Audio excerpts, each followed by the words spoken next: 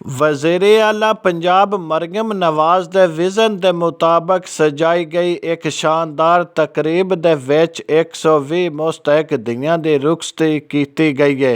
ਇਸ ਤਕਰੀਬ ਦੇ ਵਿੱਚ ਡਿਪਟੀ ਕਮਿਸ਼ਨਰ ਹਾਫਜ਼ਾਬਾਦ ਅਬਦੁਲ ਰਜ਼ਾਕ, सूबाई पार्लिमानी सैकटरी मियाँ शहद हुसैन पट्टी, MNA मोहतरमा सारा अफजल तारड़, वज़ीर समाजी महबूद पंजाब सुहेल शौकत भट्ट ने खास तौर पर शिरकत की है। हुकूमत पंजाब वालों लाड़े ते बहूठी नूं विआह दे मुकम्मल जोड़े दिते गए ने, नाले हर दुल्हन नूं 2 लाख रुपया नगद सलामी भी दिती गई है।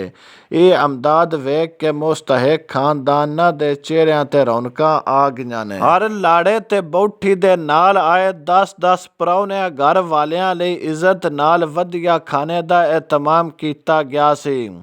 ਧੀ ਰਾਣੀ प्रोग्राम हुकूमत पंजाब के समाजी तहफ़्फ़ुज़ के विज़न का पक्का सबूत है, जिहड़ा ना सिर्फ धीआं दे रोशनी मुस्तकबिल की जमानत है बल्कि गरीब खानदानां लई आस की एक नवीं किरण भी साबित हुई है।